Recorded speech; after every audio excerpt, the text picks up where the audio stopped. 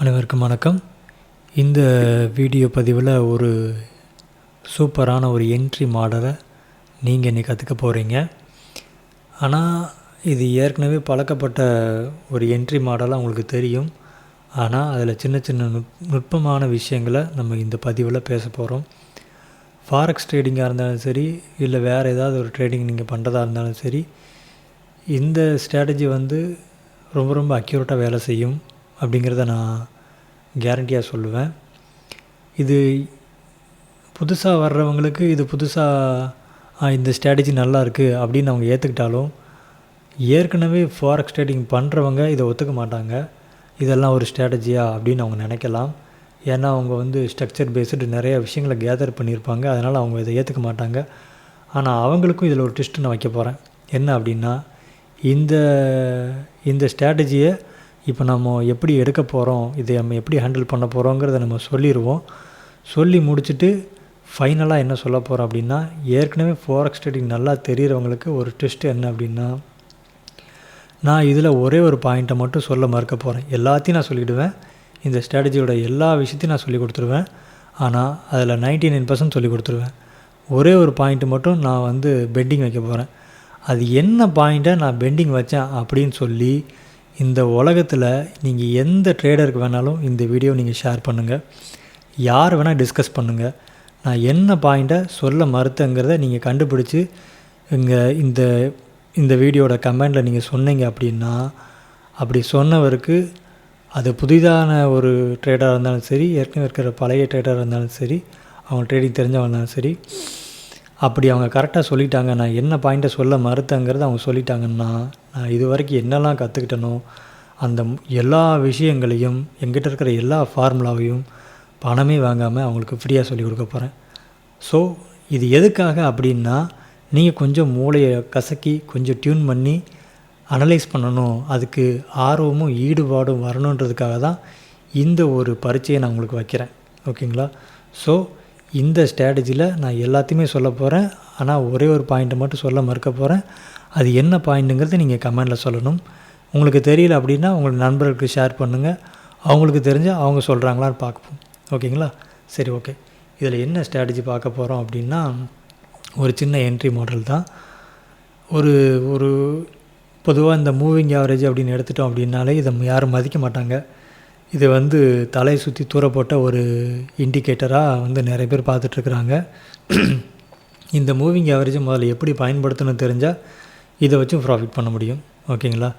ஏன்னா structure based நம்ம change of character வைக்கணும், அப்புறம் பிஓஎஸ் வைக்கணும், அதுக்குள்ளே இருக்கக்கூடிய நுட்பமான விஷயங்கள் நிறைய விஷயங்கள் மைண்டில் மெமரைஸ் பண்ண முடியல நிறைய பேரால்.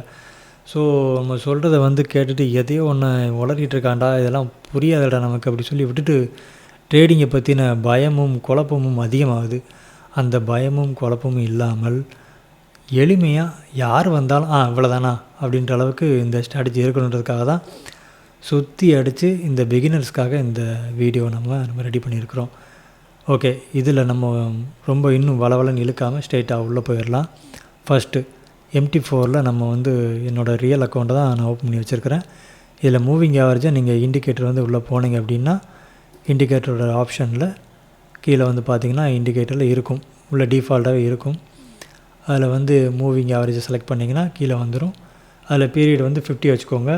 இந்த எக்ஸ்பனன்ஷியல் இந்த ஆப்ஷனை இந்த சிம்பிள், ஸ்மூதஸ்ட்டு இதெல்லாம் இருக்கும். நீ எக்ஸ்பனன்ஷியல் செலக்ட் பண்ணிக்கோங்க. கலர் நான் பிளாக் வச்சுருக்கேன், நீங்கள் என்ன வச்சுக்கோங்க. அப்புறம் அப்ளை டு க்ளோஸ் அப்படி வச்சுருக்கிறேன். அவ்வளோதான். ஓகே கொடுத்தீங்கன்னா அந்த மூவிங் ஆவரேஜ் 50 மூவிங் ஆவரேஜ் 50 பீரியடில் செட் ஆகிரும். ஓகேங்களா? இப்போ இந்த 50 மூவிங் ஆவரேஜோடைய மூமெண்ட்டில் எப்படி நம்ம என்ட்ரி எடுக்க போகிறோம் அப்படின்னா, இந்த மார்க்கெட் மேலேயோ கீழேயோ இந்த மூவிங் ஆவரேஜுக்கு மேலே வேலை செஞ்சுக்கிட்டே இருக்கும். கேண்டில் மேலேயும் கீழேயும் மேலேயும் கீழே இப்படி போயிட்டுருக்கும், இப்படி இறங்கி இறங்கி ஏறிட்டுருக்கும். பட் இதுக்கு நடுவில் திடீர்னு ஒரு என்ட்ரியை போட்டுவிட்டு அது போயிடும். அது உண்மையிலே அந்த என்ட்ரி வேலை செய்யுமா செய்யாதான் நமக்கு லைவில் கணிக்க தெரியணும். ஓகேங்களா? அப்படி கணிச்சிட்டா நம்ம அதுக்குள்ளே இருக்கக்கூடிய 1:1 இல்லை 1:2 அல்லது 1:3 அந்த ரேஞ்சுக்குள்ளே நம்ம ஒரு ப்ராஃபிட் எடுத்துகிட்டு வெளியே ஓடியாந்துடலாம். அது எப்படின்னா, ஃபஸ்ட்டு ஒரு அதுக்கான சாம்பிளை ஒன்று பார்க்க போகிறோம். கூடுதலான சில சாம்பிள்களையும் நான் எடுத்து வச்சுருக்கிறேன். அதையும் பற்றி இப்போ டிஸ்கஸ் பண்ண போகிறோம். ஓகேங்களா? ஒன்றும் இல்லை, இப்போ இங்கே ஒரு என்ட்ரி இருக்குது. இப்போ வந்து மார்க்கெட் வந்து புல்லிஷில் இருந்துட்டு இந்த மூவிங் ஆவரேஜை மிதிச்சுட்டு மறுபடியும் மேலே போயிருக்குது. பட் இந்த இடத்துல நமக்கு எந்த விதமான என்ட்ரி போட முடியாது. இதை மிதிச்சுட்டு போனாலும் போட முடியாது. என்ன காரணம்னா, முழுமையாக பாடியை வச்சு இந்த மூவிங் ஆவரேஜ் ஒரு அழுத்திட்டு திரும்ப அங்கேருந்து ப்ரெஷர் பண்ணி இப்படி மேலே போயிருக்குது. இந்த மாதிரி மூமெண்ட் வந்து நம்ம என்ட்ரி போக முடியாது. அப்போ எந்த மாதிரி மூமெண்ட்டு போக முடியும்னா, மார்க்கெட் ஆல்ரெடி மேலே இருக்கும்போது அப்படியே கீழே இறங்கி இந்த மூவிங் ஆவரேஜை மிதித்து இந்த விக்கு மட்டும் விட்டுட்டு மேலே க்ளோஸ் வைக்கணும். ஒன்று. ரெண்டாவது, அடுத்த கேண்டிலே வந்து ரெட் கலர் கேண்டில் ரீடெஸ்ட் ஆகி வரும் பொழுது அடுத்த கேண்டில் க்ரீன் கலர் கேண்டிலில் அதே மாதிரி விக்கு விட்டு பாடியை உள்ளே க்ளோஸ் பண்ணியிருக்கு. நல்லா பாருங்கள், பாடியை உள்ளே க்ளோஸ் பண்ணியிருக்குது. விக்கு விட்டுட்டு ரீடெஸ்ட் கேண்டில் விக்கு விட்டு உள்ளே போயிடுச்சு. அதுக்கடுத்து மேலே புல்லிஷ் கேண்டிலும் விக்கு விட்டுட்டு இந்த ரெட் கலர் கேண்டிலுக்கு கீழே பாடி க்ளோஸ் வைக்காமல் இந்த ரெட் கலர் கேண்டிலுக்கு பாடி உள்ளே க்ளோஸ் பண்ணி நிறுத்திடுச்சு. அதுக்கப்புறம் அதுக்கு அடுத்த புல்லிஷ் கேண்டிலும் மூவிங் ஆவரேஜை டச் பண்ணணும்னு அவசியம் கிடையாது. இந்த ரெண்டு கேண்டிலில் ஏதோ ஒரு கேண்டில், இந்த ரிட்டெஸ்ட் கேண்டிலோ இல்லை அதுக்கடுத்து மேலே போகக்கூடிய இந்த ரிஜெக்ஷன் கேண்டில்னு சொல்லுவாங்க இல்லையா, இந்த ரிஜெக்ஷன் கேண்டிலும் இப்படி இந்த நீடில் மட்டும் இந்த விக்கு மட்டும் விட்டுட்டு இப்படி உள்ள க்ளோஸ் வச்சா போகிறோம். அதுக்கப்புறம் என்னென்னா, எந்த கேண்டில் விக்கு வச்சிச்சோ அதுக்கு பின்னால் இருக்க கேண்டில் வந்து ரிட்டெஸ்ட் கேண்டில் ஆக்ட் ஆகும். அந்த கேண்டிலுடைய இந்த ஹையை வந்து இந்த மேலே இருக்க விக்கோடு சேர்த்து க்ளோஸ் வச்சிருச்சு அப்படின்னா முடிஞ்சது, நம்ம வந்து என்ட்ரி போக ஆரம்பிச்சிடலாம். ஃபார் எக்ஸாம்பிள், இப்போ உங்கள் விக்கு விட்டுட்டு க்ளோஸ் பண்ணியிருக்குது. ஆனால் பாடி க்ளோஸ் வந்து எங்கே வைக்கணும்னா இங்கே க்ளோஸ் வைக்கணும். ஓகேங்களா? இப்படி க்ளோஸ் வச்சிருச்சு அப்படின்னா நமக்கு என்ட்ரி ரெடி.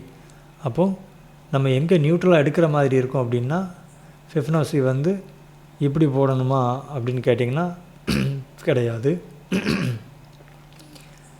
நம்ம ஆக்சுவலி வந்து எங்கே வைக்கணும் அப்படின்னா ஃபிப்பை நம்ம இப்படி தான் வச்சாகணும். ஏன்னா ரீடெஸ்ட் வரும்போது இந்த 100ல் போய்க்கலாம். ரீடெஸ்ட் வரலன்னா பரவாயில்ல, நம்ம இங்கே தான் போயாகணும். 1:2 இல்லை 2.5 வரைக்கும் நம்ம டார்கெட் வச்சுக்கலாம். 3 வரைக்கும் கூட போகும். அது நீங்கள் தனிப்பட்ட முறையில் முடிவெடுக்கிறது தான். ஆனால் 2 வரைக்கும் கன்ஃபார்ம் பண்ணிடலாம். 1:2 வரைக்கும் கன்ஃபார்ம் பண்ணி அதில் எந்த குழப்பமும் கிடையாது. ஓகேங்களா? ஆனால் இங்கே க்ளோஸ் வச்சா தான் அது கரெக்டு. அப்போ என்ன ஆகுதுன்னா, ரீடெஸ்ட்டு அந்த விக்கு வந்து இதில் ஸ்வீப் ஆகுது. அப்புறம் இங்கே சேஞ்ச் ஆஃப் கேரக்டர் வைக்குது. ஓகேங்களா? இவ்வளோ தான் என்ட்ரி. நீங்கள் வந்து 1:2 வரைக்கும் இதை நீங்கள் வந்து டார்கெட் பண்ணிக்கலாம். அப்போ எஸ்எல் எங்கே வைக்கணும் அப்படின்னா, எஸ்எல் இந்த 0க்கு கீழே எஸ்எல் வச்சுக்கோங்க. என்ட்ரி எங்கே போட்டுக்கோ, ரீடெஸ்ட் ஆனால் இங்கே போட்டுக்கோங்க, இல்லை இங்கே கூட டேரெக்டாக எடுத்துக்கலாம். இது வந்து எவ்வளோ அச்சீவ் பண்ணியிருக்குது, 3 வரைக்கும் அச்சீவ் பண்ணிடுச்சு. ஃபிபனாசியோட 30 வரைக்கும் டார்கெட் வந்து அச்சீவ்மெண்ட் ஆகிடுச்சு. இது வந்து ஃபஸ்ட்டு எக்ஸாம்பிள்ஸ், முதல் உதாரணம். ஓகேங்களா? அடுத்த உதாரணத்தை பார்க்கலாம். அடுத்து கொஞ்சம் மெதுவாக சொல்ல ட்ரை பண்ணுறேன். நான் ப்ரீவியஸாக எடுத்து வச்சுட்டேன், நான் தேடிட்டு இருக்க வேணாம் அப்படி சொல்லிட்டு. ஓகே, இப்போ அதே மாதிரியான ஒரு மூமெண்ட்டு தான் புல்லிஷ் ஆகிருக்குது. இந்த மூவிங் ஆவரேஜ் உடச்சிட்டு மேலே போயிடுச்சு. ஒரு ரிட்டெஸ்ட்டு கொடுத்து இந்த ரிட்டெஸ்ட் கேண்டிலுக்கு உள்ள பாடி க்ளோஸ் வச்சாச்சு. அப்போ இந்த ரிட்டெஸ்ட் கேண்டில் பாடி க்ளோஸ் வைக்கணும் இல்லையா, பாடி க்ளோஸ் வச்சுருக்கா அப்படின்னு பார்த்துடலாம்.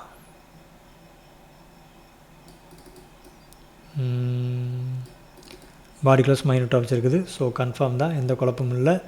இது 1:2 1:3 வரைக்கும் கன்ஃபார்மாக போகும். அதாவது ஃபிபனாசியோடைய first TP, second TP, third வரைக்கும் போகும் வாய்ப்பு இருக்குது.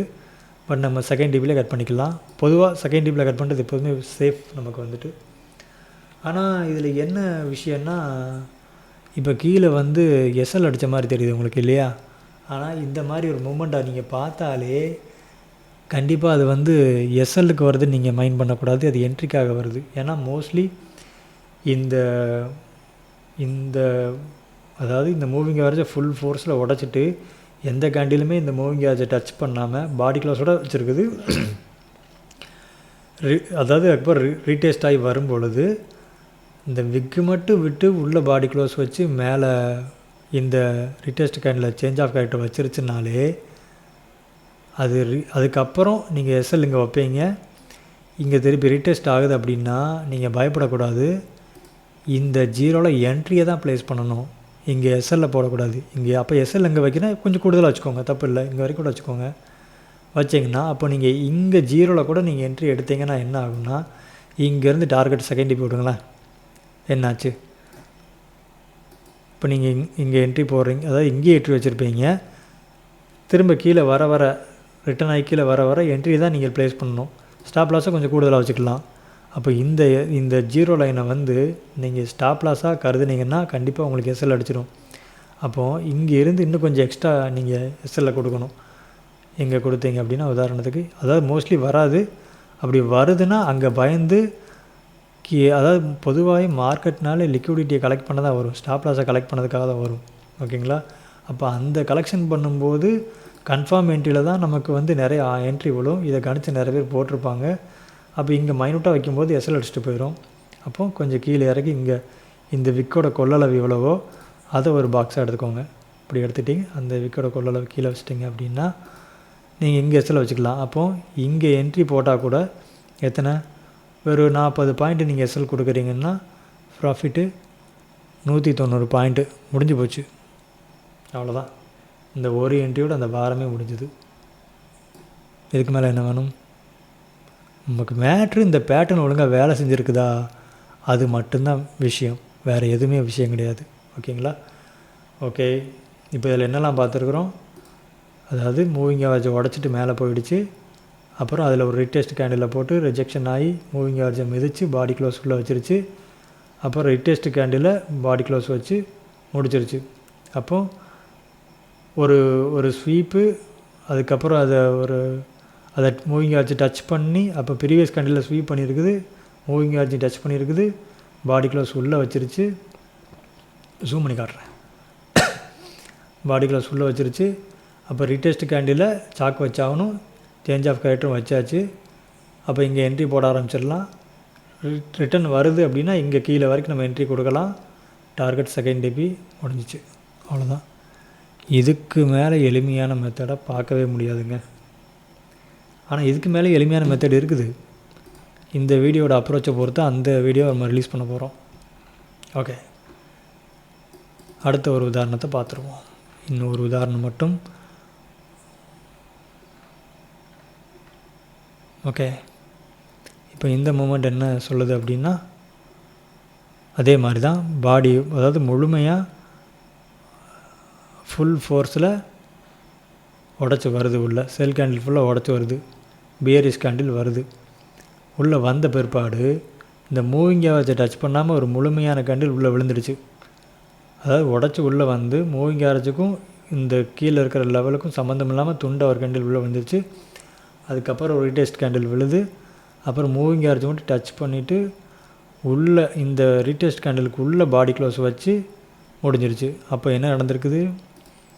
இந்த ப்ரீவியஸ் கேண்டில் ஸ்வீப்பு, அதுக்கப்புறம் மேலே வந்து மூவிங் ஆவரேஜை டச் பண்ணி அதை மிதிச்சிருச்சு, ஒரு மிதித்து உள்ளே வந்துருச்சு.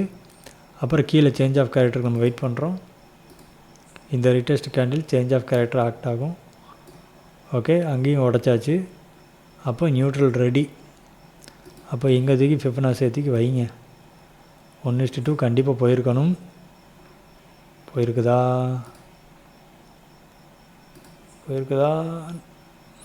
போயிடுச்சு. ஓகே, அப்போ இதுக்கு மேலே ஒரு சுலபமான என்ட்ரி பிகினர்ஸ்க்கு வேணுமா?